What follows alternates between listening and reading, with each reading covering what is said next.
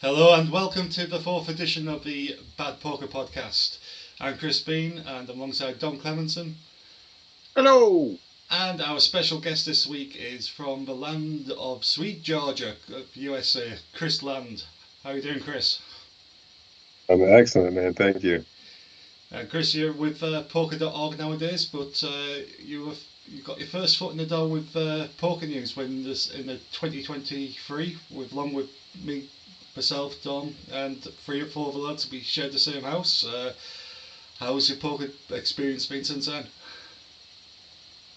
It's crazy, man. I mean, poker has taken me some places that I never would have ever guessed or expected that it might take me. So it's to say it's been enjoyable and that it's been a fun ride would be a massive, massive understatement.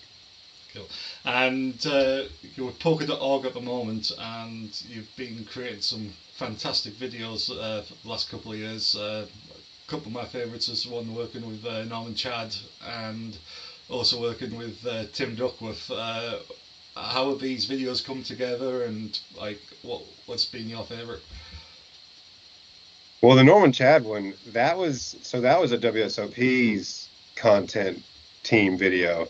And I came in to be that, and in that was last summer in 2024, and I was just walking down the hallway, and I knew that they were filming stuff with Norman all summer because I had talked to Jesse Fullen, and he was kind of spearheading it, and I walked by and I saw them setting up, and I probably got 20 steps past where they were setting up, and decided to turn around and go up to Jesse and say, "Hey, Jesse, you guys need any additional actors for this?" And he said, "You know what? Actually, yes, that's perfect." So that's how I ended up in that one. That was just like by happenstance of me just kind of making it a habit to kind of like try to stick my foot in every single door where it does or does not belong.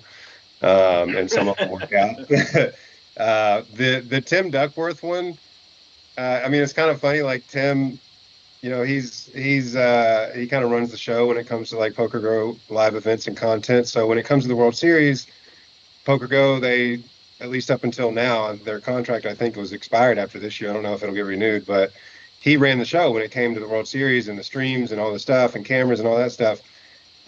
So I met him in 2023 when I was out there with you guys, and I thought that he hated me.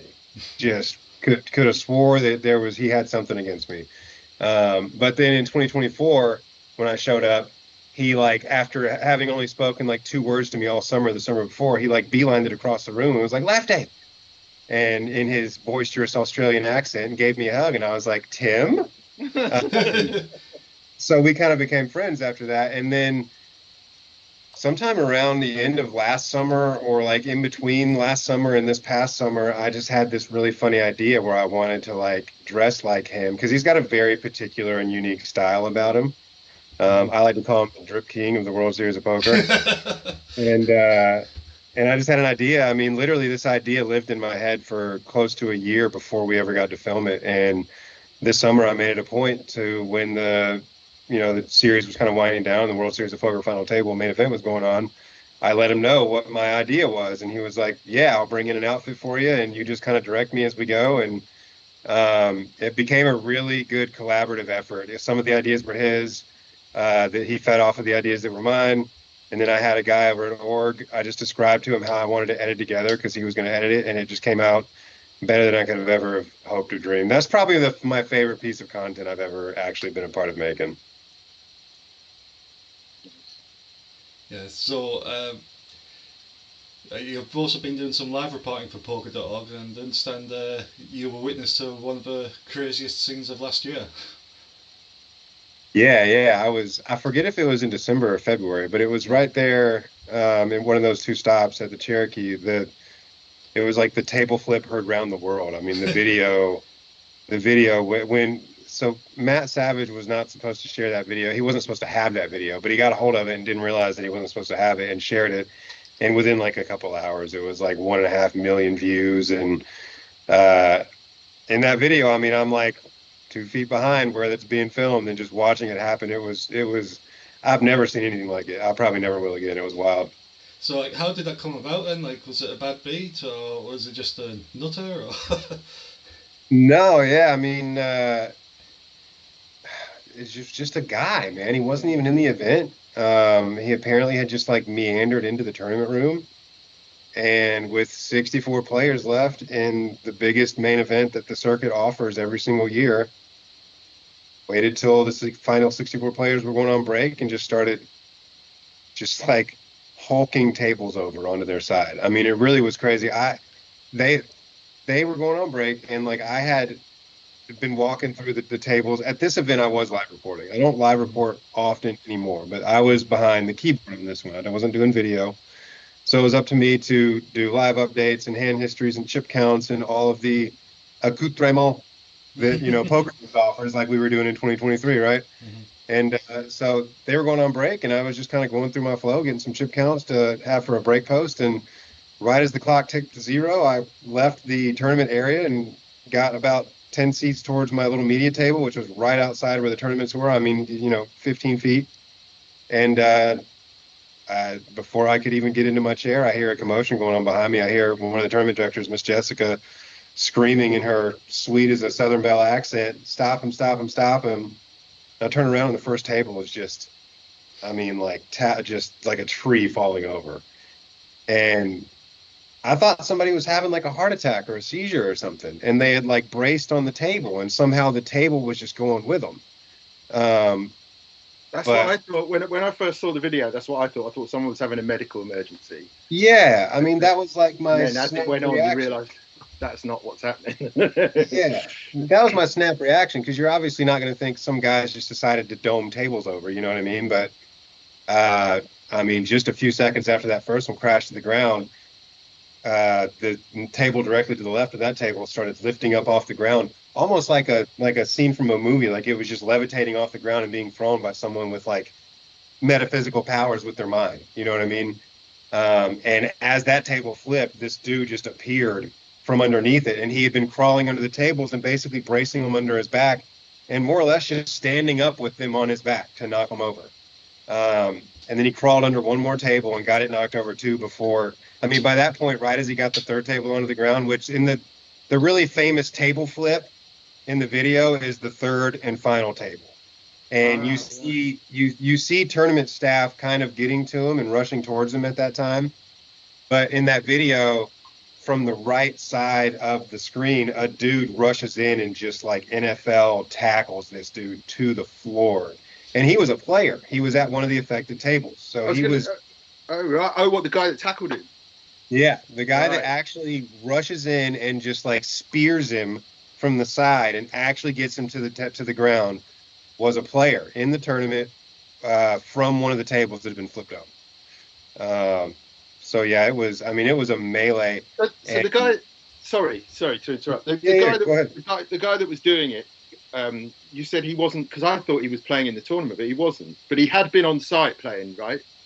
So we learned some stuff about this guy after the fact, and apparently he had Cherokee. I want to say he's like local to the area, so Cherokee would be like his home casino. People know him from the cash room, and he had played in previous Cherokee circuit stops, side events, even a couple main events, from the way I understand it. But like, I mean, we were hearing stories that guys knew him as the guy who would sit at the tables with reading a Bible while he was playing and telling the other players that they were sinners and like all this stuff. So, word was that he believed he had been told by God to flip these tables. So yeah, it was that type of situation. Because like you said, he was not a player. He was not in the event. I don't even believe that he had played and busted the event earlier in the day or any flight or anything. He just came into the room at a predetermined time in his mind and flipped tables and just caused chaos. But yeah, I mean, he's screaming, get off me, get off me. I didn't do anything. Like, well, buddy, you did something, Yeah, you could say that. And it really was such a cluster that, I mean, security didn't really know what to do. Like, they stood him up and walked him out of the room, but once they got him out of the tournament room, and like for the people that have never been to Cherokee, it's they used to hold it in like the ballroom where like concerts are. Now they have like a dedicated room where it's just like a massive room that's a new side of the casino that was built a handful of years ago. You walk out of the tournament room doors, and you walk across like this big open hallway, and there's just like 8 to 10 glass doors. You can just walk out. It leads to the front entryway of the casino, the little creek and the river that goes across the property. And he just walked out and like walked to his car and left. They just like let him leave. It was crazy. Well, I guess there's no precedent for it, is it? It's not like you can fall back on something that's happened before. Oh man, reacting. No precedent. Yeah, none at all. And that was, I mean, some crazy things have happened in poker, right? Like, I mean, there's video of a guy all in like on day one of the main event from a few years ago, chucking his shoe across the table and pulling his pants down. You know, like some weird things have happened. But this was a special one just because, you know, again, it's when it comes to the U.S. circuit, it's the U.S. circuit. I mean, it is the one. It's the biggest ones every single time. Every single Cherokee circuit has 2 $400 buy-ins events that offer $125K or more for first. It gives the biggest prizes for the main, the biggest fields. Like there's just no circuit that compares to it, at least on U.S. soil. And 27 of the stacks of 64 remaining players were scattered on the floor. So zero precedent. Nothing like this had ever happened to my knowledge, and you know, tournament staff had an issue on their hands that they kind of had to figure out on the fly. So how long did it take them to reset the table then? Yeah, I mean, they were, you know, in the literal sense, they were flipping tables back up immediately and gathering chips and screaming at players. Some players are like sweeping the chips towards the staff with their shoes and stuff, and staff is screaming at them, "Don't touch the chips" and everything. Because I mean, they're protected gaming assets. You know what I mean? Like, that's right. Yeah, people think they're trying to help, but yeah. They're getting themselves into a whole heap of shit. Which people like us, we knew. I mean, I knew before they were screaming at them. I'm like, this is bad. But yeah, they, you know, like I said, they were going on break, but it was a 15-minute standard break. But tournament staff had no other option but to send them on an unscheduled early dinner break. And I want to say they sent them on a 75-minute, and when they came back, they still weren't quite done. But they had tables and stacks reconstructed like to a satisfactory way within 2 hours. I mean, there was a lot of chatter with the players. A really well-known tournament circuit player and bracelet winner, David Moses. He's known as the Global Grinch. He has that Grinch hat he wears. He won the 888 bracelet in like 2022 or something, but he was like, you know, he's a math guy, and he's also like big on the integrity of the game. And he was part of a group of players that were going to tournament staff saying like, look, we know you're going to try to figure this out, but if you can't figure it out, there's no ICM here. Like, it's a 64-way even chop, and that just is what it is. And that you can't say anything else. And staff's like, I get it, blah, blah, blah. But staff, they gathered the 27 players affected.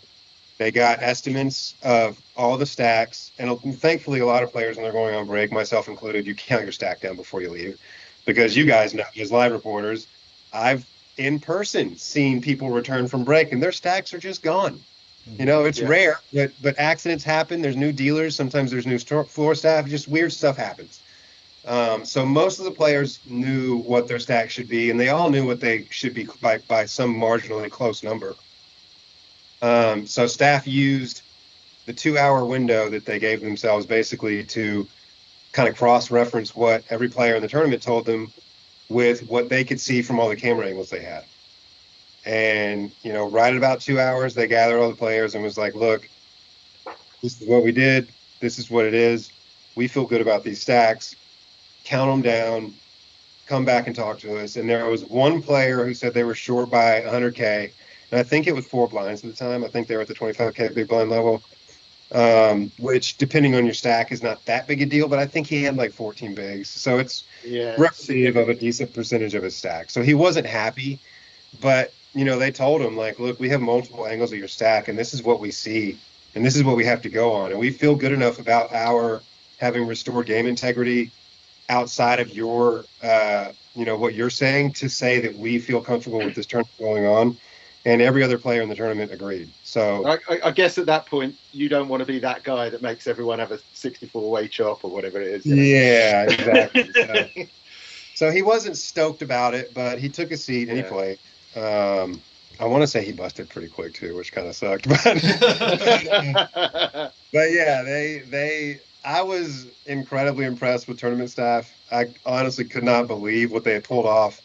And I couldn't believe that they had done it as calmly as they did. Like Dennis, the guy that kind of runs the show, he just seemed like it was, well, this is what we got to do. And he made it seem like business as usual almost.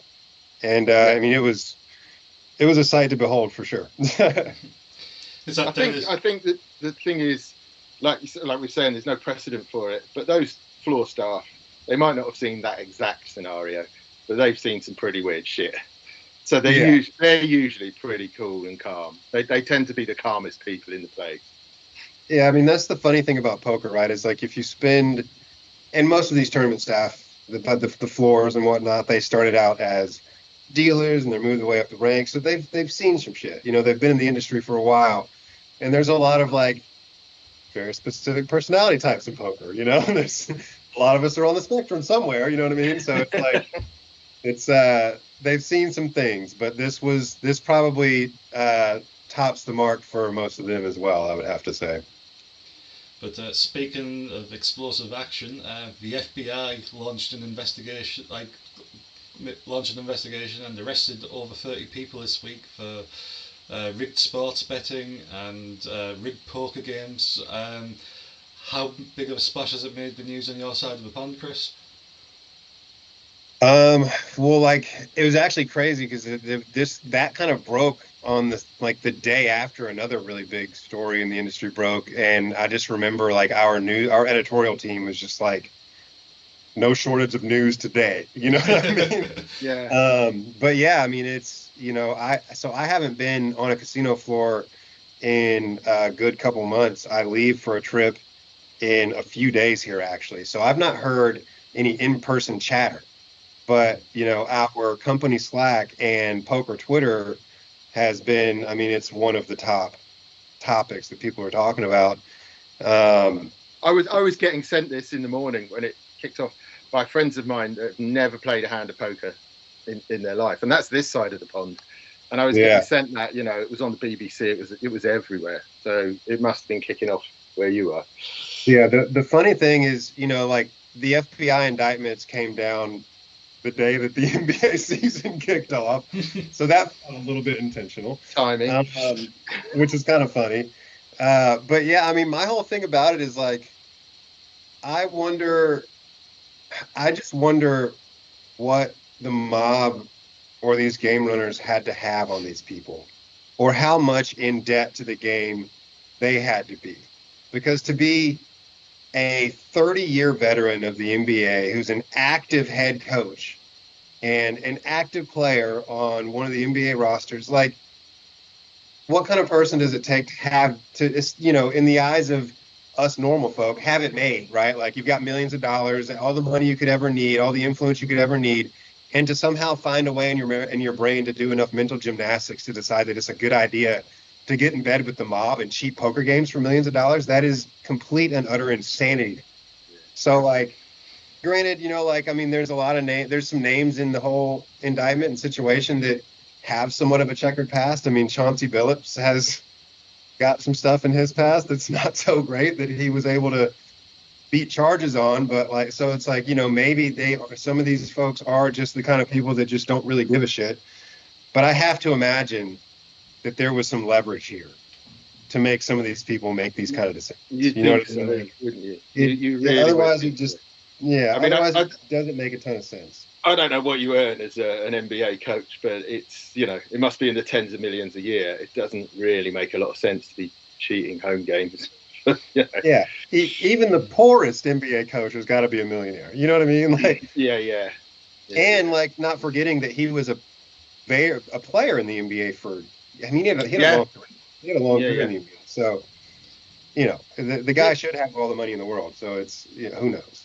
Did you see the Berkey video that came up after the fact? Well, say after the fact. The video obviously was, streamed 2 years ago now? Yeah, that was 2 years ago. It was 2023. Yeah, I did see that. People knew something was up way back when. So it seems to me that it's just a matter of time that this was going to. I mean, he felt comfortable enough to say that out loud on one of the most popular poker podcasts in the world. So there must have been people that knew this was going on for an awfully long time. That was my initial thought, is if he said this back then on the podcast, he must have felt really comfortable saying it. Yeah. And knowing that they can't come after me in a court of law. They don't have a foot to stand on if it really gets down to it. So I can just say this, you know what I mean? So I think that spoke pretty loudly. And like Berkey, he's got some pretty logical takes on, I mean, he's a pretty calculated guy, right? And it was actually kind of fun to hear Berkey, one of the biggest, purportedly one of the biggest action chasers in the game, be like, yeah, I wouldn't go to that game. Yeah, that tells you all you need to know right there. Yeah, it said a lot. And it also said, he told in that clip, he mentions that, a friend of his said, I know the game runners, and trust me, it's 100% on the up and up. And his direct quote thereafter made it sound like, well, you can say that, but there's like 15 guys who are telling me that this game is 100% being cheated.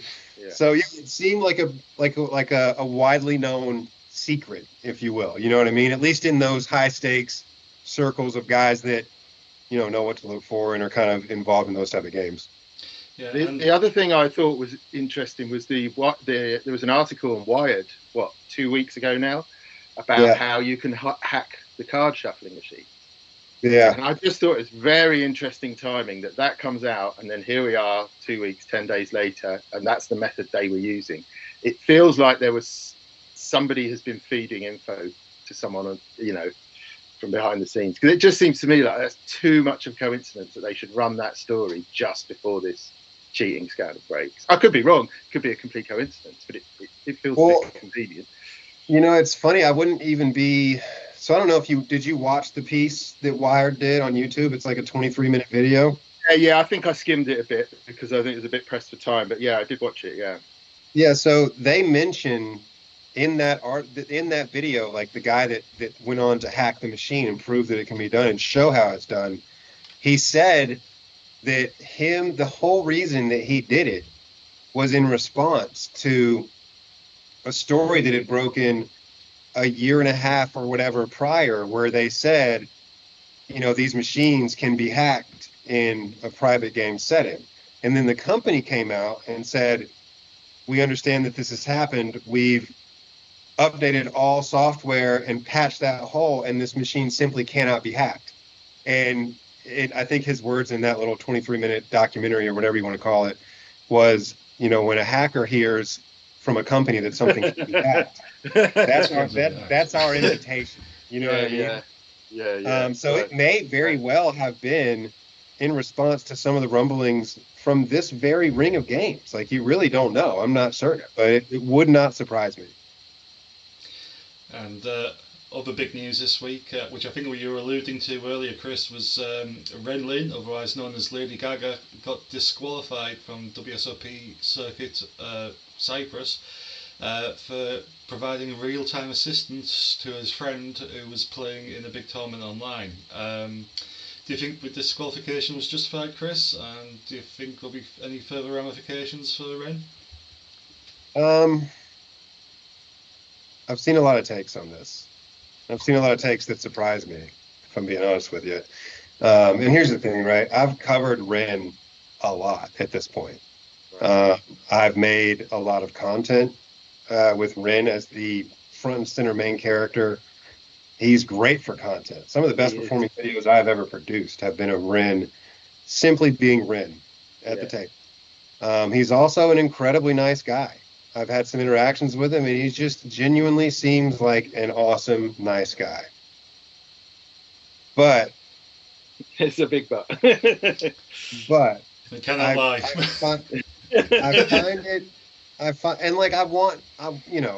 Like I said, like I want to really, I like Ren. It's going to be sad to not see the tables. So do I. I had some interaction with him in 23. Sorry, no, it's my fault. I had some interaction with him in 23, and he was just the nicest guy. Very welcoming, really kind. Really? Always got a smile on his face. Even when he busts a tournament, he's always smiling and joking. Just a really nice guy. But that doesn't kind of change what he did. And that's the thing, right? Is like, so to see some of like the others, like in the high roller and the, like the elite poker pro community saying like, oh, this is too big of a punishment. He's such a nice guy. We love Ren, blah, blah, blah.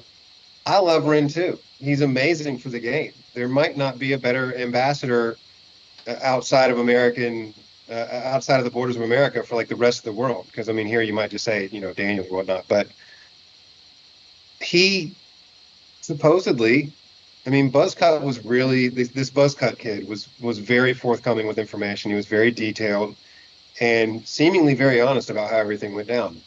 And he quoted Ren as saying on his call, when Ren figured out that this person was in the same chat group and realized that Ren had offered up some real-time assistance to this player who ended up winning, he called him and told him he minimized it. He said 90% of the high-stakes community does this. It's very, very common. Like, that was a direct quote. Ren has not refuted that he said that one bit. And Ren can say as much as he wants about, after the fact, I realized how big of a issue this was and blah, blah, blah, blah, blah. And this doesn't make Ren a bad person. I still believe Ren can be a good person and is good for the game. But to say that, I feel like the remorse is because he got caught. Because when you say 90% of the high stakes community does it, it's very, very common, especially at these finer tables.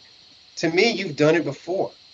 And you're also framing it in such a way where you clearly know it's wrong, and again, or at the very least, very much against the rules. But because 90% of the high stakes community does it, you know what I mean? It's like everyone knows it's against the rules, Chris. That's the thing. You don't have to be a high stakes player. Everyone knows that's against the rules. But I think what's interesting in this case is if that had been Ali Sirovic or Wilkasuf or one of the bad guys, that they would have been chastised by everyone, left, right, and centre. But because he is such a well-respected guy and people love him, it's really caused this kind of weird conundrum in people, like this kind of cognitive dissonance. Like, they know it's wrong, but they don't want to condemn him too harshly because he's a nice guy. But they're friends, right? And like, this is from a handful of like specific well-known pros. Not necessarily any need to like name names or anything, but yeah, I mean, I thought it was surprising. I think that Ben Rowley had a really good take on it after seeing a few days after watching a lot of high stakes regs kind of go to bat for Ren.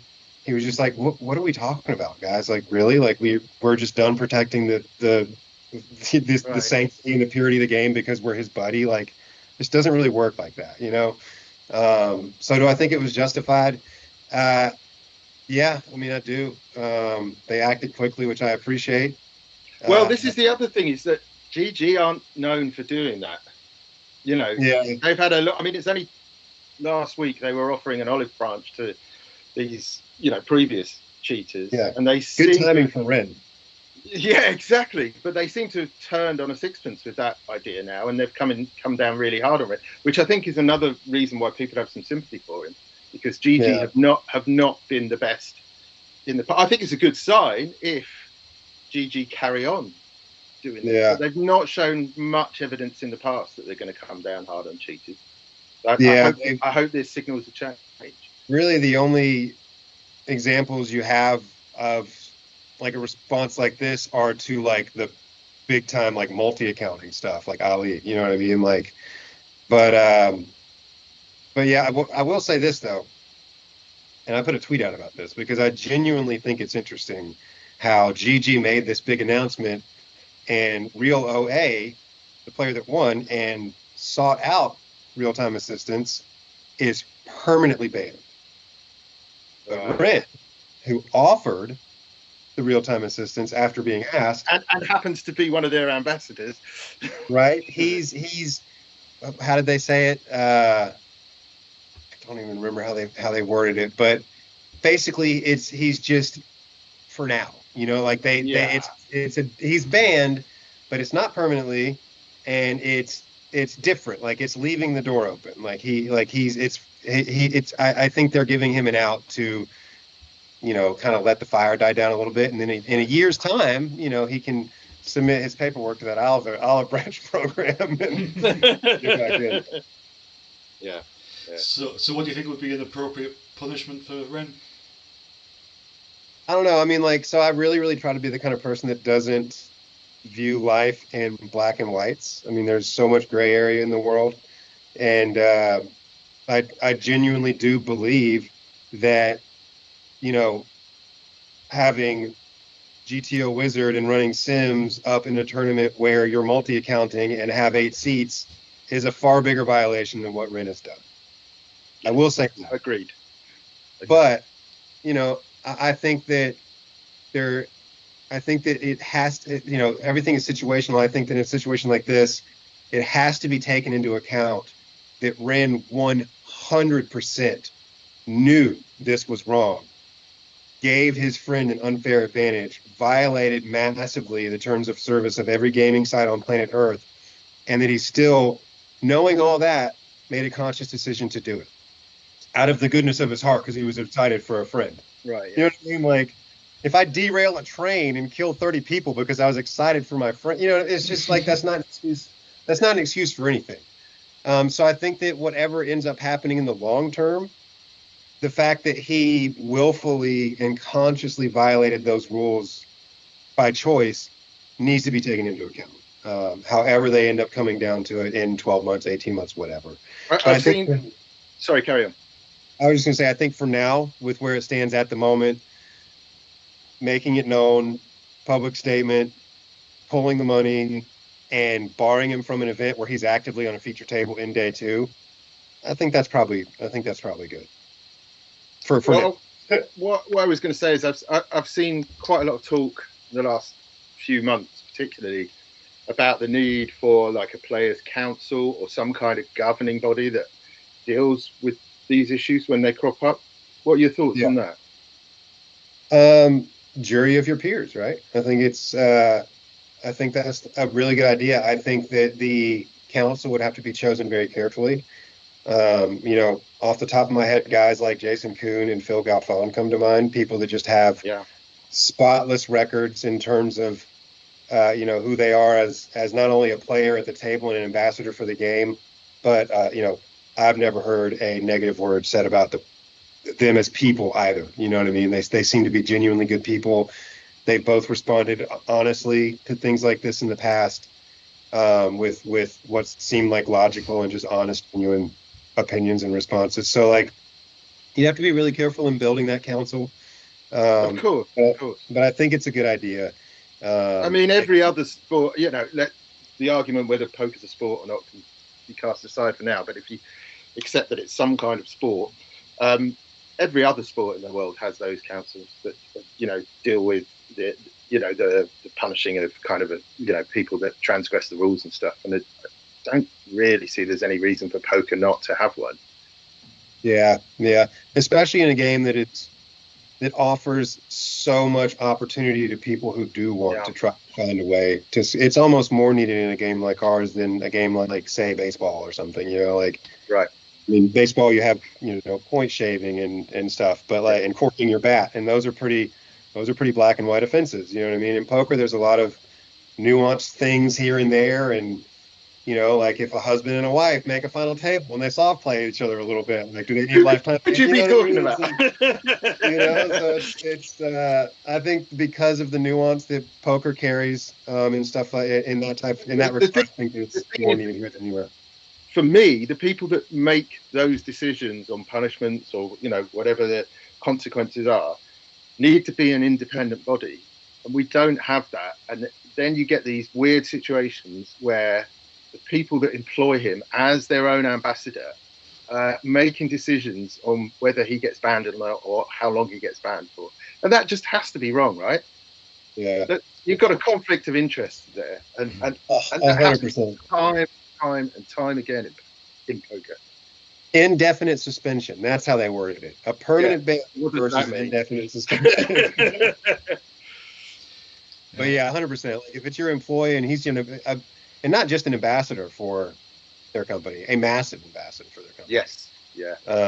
One of the biggest names in the game these days. I think he's third on the all-time Chinese money list. I mean, he's a big name, you know. So yeah, you can't leave it to a council of people that have been handpicked and chosen by the operating employer that rests above him. I think you're right about that for sure. Independent body would be the only way to go. And what about the online scene these days in the US, Chris? We know like there's the grey market, and 6 or 7 states have got legal poker. What's the current state of affairs there? I mean, so you know, I was playing on Full Tilt when Black Friday happened. Yeah, me too. But I've never stopped playing online poker in America. You know what I mean? Like there's always been unregulated sites, and I think that's always been like a misconception, is that online poker in America is illegal. The act of playing online poker in America has never been on the books technically illegal. The gray area you run into is how you get money onto and off of these offshore sites, right? Because Uncle Sam likes his cut, you know. But the state of a U.S. online poker to me right now is pretty darn good. I mean, like ACR's running a $66 $250K. You know what I mean? Like that's absurd. They're running a 109 $1 million in a couple weeks. You know, Club WPT Gold has entered the market over the past few months, and they just added PLO and will soon be expanding to Canada. And once Canada gets added, in my opinion, they've probably already got the best year-round, every single nightly that runs. It's a $33 $40K. It's been as high as a $70K. Like when the site first launched, like it was crazy. But I imagine when Canada gets added, it'll probably end up being a $75K again. And then, you know, you've got technically legal regulated access to a $33 $70K guarantee nightly tournament that you can play on your couch while you watch reruns of Futurama. You know what I mean? So I've never really been too mad at the state of online poker in America. I would love to see all sites be regulated. I very much like when I am in Nevada or New Jersey and can access the WSOP software and play for rings and online bracelets and stuff. I love that. I wish I could do that in Georgia. I think that we all deserve to be able to do that at every state, everywhere. You know, an adult shouldn't really be an of age, consenting, and educated adult shouldn't be told how they can choose to spend their hard-earned money. And that's just my belief. But so yeah, I'd like to see it regulated coast to coast. But until then, I don't think that the state of online poker in the United States is short of offering value by a long shot. I mean, how does it affect your kind of live poker tours though? Because like obviously over here, I mean, it's a much smaller country, of course, but all of our big poker tours are all sponsored by online operators. You know, 888, Party Poker, Poker Stars, whatever. Presumably, you don't have that over there, do you? We really don't. I mean, like, so I'll be in Borgata in New Jersey at the Borgata, I should say, in a week for the Borgata Fall Poker Open, and that is a BetMGM Poker run event. And BetMGM Poker has an online gaming site in, I think, 4 states: Michigan, Pennsylvania, New Jersey, and one more, I want to say. But yeah, so like there are a couple that are sponsored by the operator who is helping satellite people in and stuff like that. Obviously, WSOP, Nevada, and all that stuff. But aside from that, yeah, like all the other tours, even the WSOP circuit, like they don't have, you know, they have the branding of WSOP, but almost every single state that they run stops in does not have regulated online gaming. So yeah, we don't have that. It's been a long time since we had like just every tour just running with sponsored online operators as printed on the center of the felt in the table. You know what I mean? That must affect numbers to some extent, doesn't it? When you can't run like online satellites and so forth. Oh, certainly. But it's funny, like, I mean, and again, depending on where you're at, right? Like, depending on the stop. Like, there's stops on the circuit and stops on other tours where, you know, you're going to go and, you know, you might win a ring for $8,000.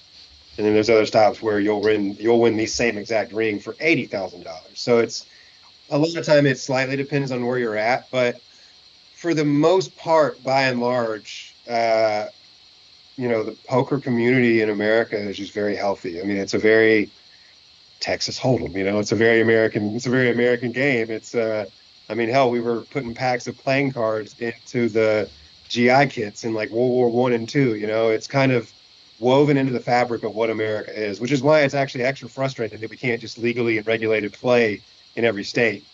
But that being said, like, even though for the most part, turnout and prize pools and field sizes are super, super healthy, pretty much everywhere you go, yes, like having regulated gaming coast to coast, I mean, I wouldn't say it would create a new poker boom or anything, but it would add to the prize pools and to the field sizes, probably in a considerable way. You know what I mean?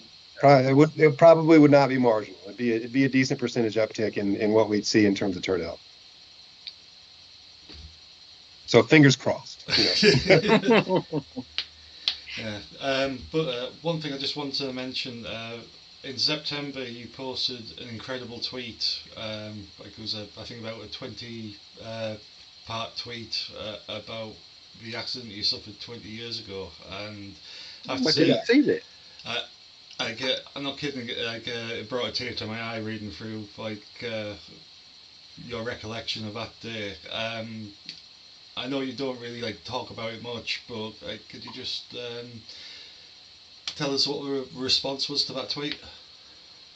Yeah, it was. So it was actually kind of funny. Like I intended to, you know, like I make video content now. I do editing and stuff. So like I intended to put a video together, if I'm being 100% honest, and wanted to, but when I kind of got started on the project, like I'm so close to it, obviously. I mean, it's my story, that it was really difficult, not like in an emotional way, but it was difficult to be satisfied or feel good about what was coming together. Like, I didn't have, you know, as crazy as it sounds, I don't have like a ton of photographs from that time period. You know, don't have any video or anything. Like, my mom just wasn't the type of mom who brought the camcorder into the hospital to video her son suffering as he relearned how to walk. You know, like it wasn't that kind of world yet where stuff could go viral. So like I just did, the video wasn't really what I wanted it to be, but like you said, like I don't talk about it a ton. Like people ask about it sometimes and I'll get the chance to share the story, but I don't talk about it a ton. And this particular anniversary, you know, I was 40 years old. I turned 41 the next day, but I was 40 years old, and this was 20 years since the wreck. So it was officially half of my life with half of my arms. And it felt worthy of just putting something together, especially now that like I got some sort of footing like in an industry that I love, where there's a lot of people that have never heard the story and just don't know me. So it felt like a good time to kind of put it together. And the response was, it was like I went to bed after I posted it. It was probably like a half hour later, and it had like, and I don't care about views. I mean, like I learned really quickly as a video content creator to not really care about views, just to be genuine and make what I think is good, and the stuff that resonates will get views, and it just doesn't matter otherwise. But I checked on this before I went to bed, and it had like 180 after like an hour, and I was like, well, this one's not doing so hot, you know? And I was like, whatever. And I went to bed, and I woke up the next morning, and it had like 18,000 or something. Wow. And I was like, oh, like people, it made its way to some people's doorsteps, and some people liked it, and some people had retweeted it, and Some people wrote me privately and were commenting and stuff. It was really well received. It's easy to forget that, while my story is very specific to me in terms of details and what exactly happened, that we've all got struggles and traumas somewhere in our lives. Yeah, you know what I mean?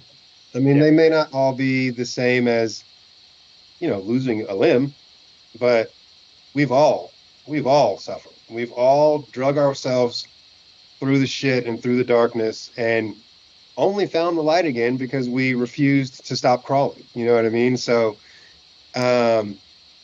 stuff like that's always it's always nice that people reach out and let you know that something like that kind of like resonated with them, because like my story of triumph of making it through something like that is everybody's story. It's just my details are different. You know what I mean? Yeah. Absolutely. Well, that's news to me. I'd missed that tweet completely, so I'll go back and check that after this, and I'll put a link in the show notes, and so you might get 100 more views. I don't know if the servers can take it over next. But speaking of tweets and 100, you tweeted a couple of days ago that you're looking to shoot 100 or better in golf. Is this going to be the same as your 4-minute mile promise back at Duneville? What a segue that was, by the way, Chris. Not 4 minutes. I said I think I could break a 6 minute. So anything, or was it 5 minutes? I think it was 5. You said a 4-minute mile. You did. Fine. I still believe I could do that with 6 months of training. But no, yeah, I mean, like I would.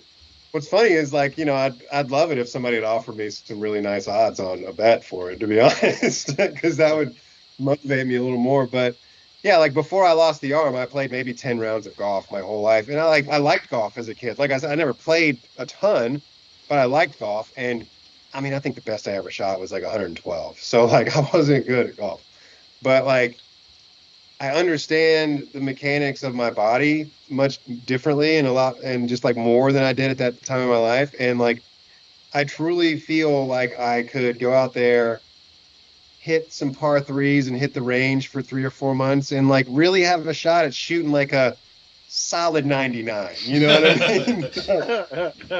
mean? No, yeah. Is there a prop bet? I'm going to take it up and give it a shot.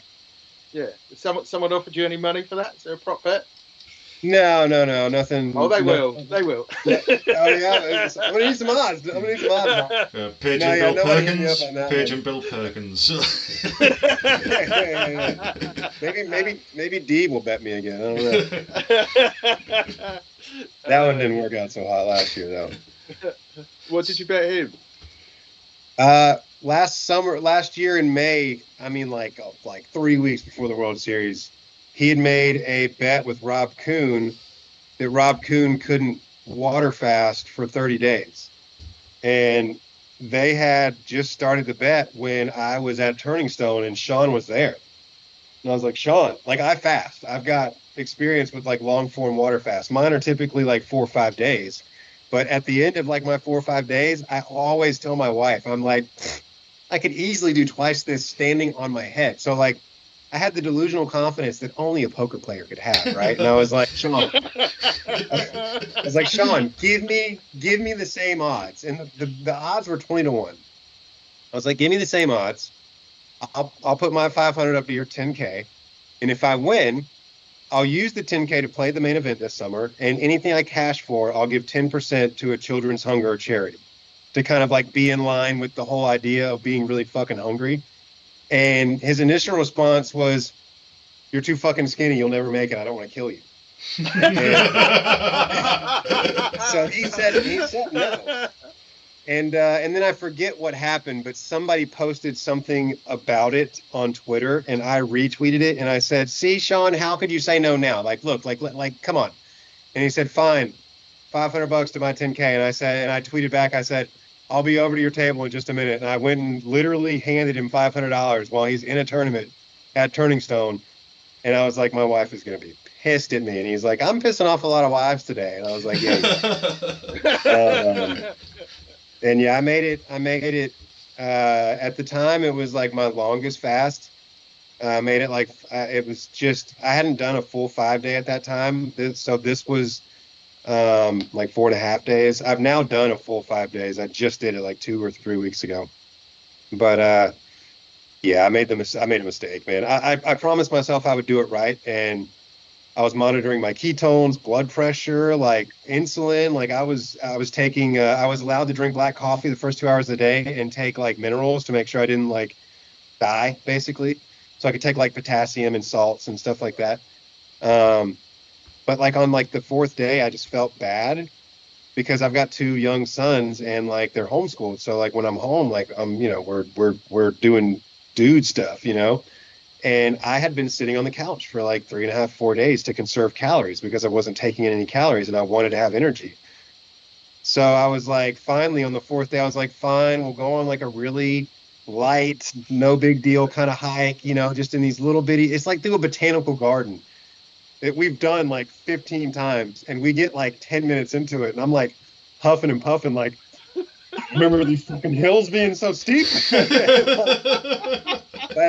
the end of it, we got back to the car and I look at my wife and I'm like, I'm going to have to eat. Like I promised myself if I felt like shit, I wouldn't actually risk my health to win this stupid bet. So we're going to have to go eat. So I ate and I texted Sean. I was like, I lost. Keep the money in. Because I asked him to left nothing with him. So yeah. Really wanted to play the main too. That was a bittersweet meal, I bet. Oh, it was delicious.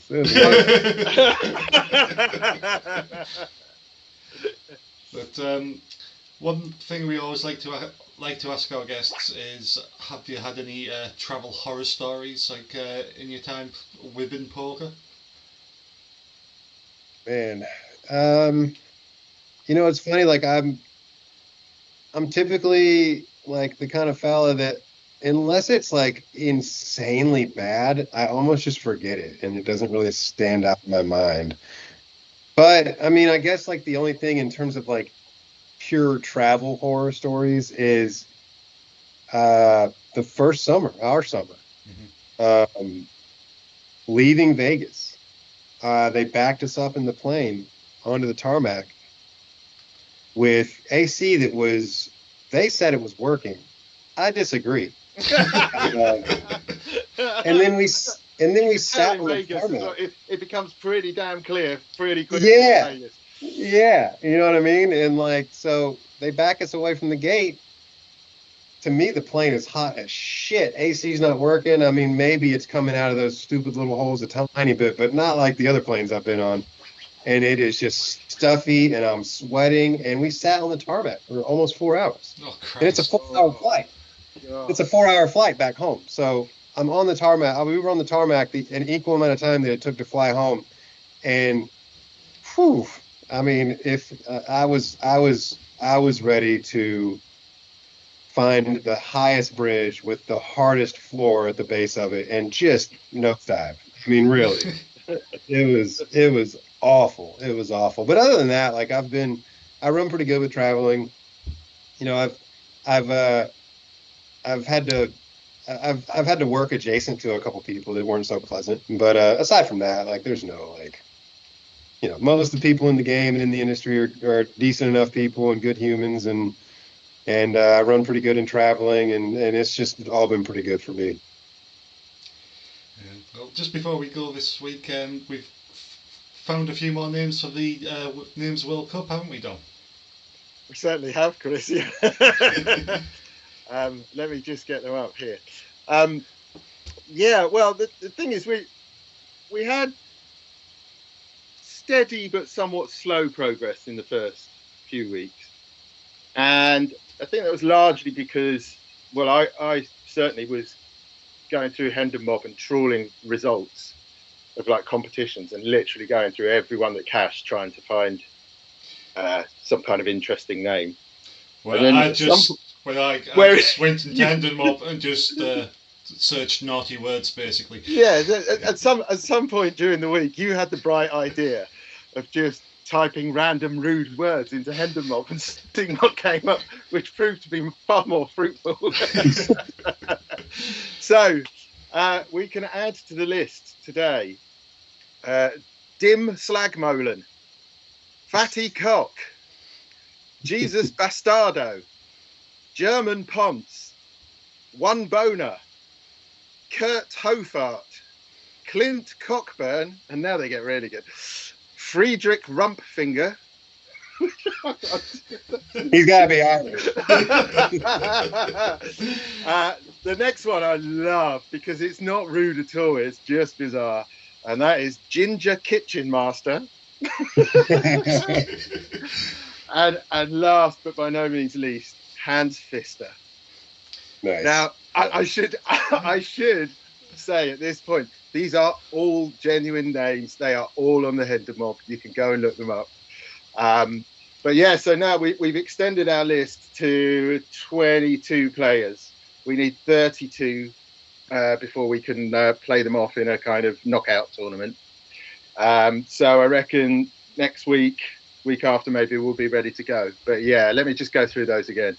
Dim Slagmolen, Fatty Cock, Jesus Bastardo, German Ponce, One Boner, Kurt Hofart, Clint Cockburn, Friedrich Rumpfinger, Ginger Kitchen Master, and Hans Pfister. And what was the other? And what was the other 6 that we've currently got already on the slate? So they will be up against Lars Hole, Rich Tongue, Matt Leather, Zygmantus Jockus, Akil Butt, and fucking Beg. So yeah, we may get a few more. Some of them may drop out, but we will draw up the 32 best. Well, I mean, because we had Akil Butt last week. We found a Phil Butt this week, which I think is probably. I mean, honestly, I think I've covered Clint Cockburn. Right. Okay. Yeah. Some of them have some quite. I mean, there's a guy on there who I love, but I definitely want to leave that for Jamie Walden because he's a bracelet winner, and that's Simeon Spazov, and I just think that's such a great name for a poker player. But he's very much a World Series player, so I will leave that one for Jamie. But yeah, I mean. Phil Butt, I mean, come on. If your surname's Butt, for God's sake, don't call your son Phil. I mean, come on. He must have been an unwanted child. Sorry, Phil, if you're listening, which you won't be. But but yeah. So that's come along in leaps and bounds this week. I'm looking at them now. I'm gonna have to minimise that window because I can't concentrate looking at German. I was trying to think. You told me about this. I was trying to think of names that I've come across over the time because there has been a handful of times where I was just like, "There's no way that this is his name. Possible. I can't." But I can't. Chris Moneymaker. The things that stand out the most to me is when you go, and which now it's not even a problem because they have the WSOP app. But as a live reporter, you would go and ask someone's name for a hand history, and they would just hand you their player's card. And their first name is about 36 letters with 14 consonants, and the rest are vowels. And the last name is no different. And it's just, those are always funny to me. There is one name that came to mind that I got at Cherokee actually doing live hand histories for org. And I don't even know if I'm allowed to say it. I don't want to get canceled. I mean, it's the man's name, but yeah, exactly. It's spelled with 2 G's, but I've been down and I think I was doing chip counts actually, and he was one of the chip leaders in the room. I went and I knelt next to him and I go, "Hey, I'm just doing a round of chip counts. Can I grab your name?" And he goes, "John." And I go, "John what?" And he goes, "Fag." And I was like, he goes 2 G's. I was like, "Oh, okay." Yeah, but thankfully his parents didn't mess with it. You see some names where you're like, the parents are definitely consciously creating the first name with the last name sometimes. You know what I mean? Like, 100%. Like nobody names their kid Robert Roberts or anything, not on purpose, Oh, I don't know. You guys should do this with online names. There's some great online names. Yeah, I've been sent a few of those actually, and I've found a few myself, but we'll come on to them. I think they're a different ball game because obviously you can't do anything about the name you're given by your parents, but online names you could be very creative with, and there are some good ones. And once we've got these out of the way, that might be our next little project. And what was funny this summer is because they do the WSOP Plus app now. I don't know if they'll change it in the future, but they let you choose between having your real name displayed or having the nickname right off displayed. And in the room this summer during the Ministry Millions, they've got that screen and it's just like ticking down names. And you get to parts where it's just a full screen of these ridiculous nicknames. I mean, like eat mushrooms, suck me 69, like all these. I don't know if you guys saw that. The suck me 69 guy, he finished second in a bracelet event, and he basically finished second because he tried to win the tournament with 6-9 offsuit by like 4-bet jamming 3 balls after 6-9. He really tried to become a legend, like he really did. Just missed it.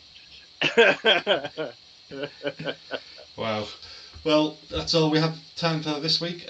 Join us next week, and we'll be joined by APAT's and Poker Raffles Lee Wiltshire, and we'll talk about the upcoming UK Championships at Aspers in London. Until then, thank you and good night. Thank you, Chris. Good night, everyone. Thanks, guys. Appreciate it, y'all. Oh, Chris, you're a legend, mate.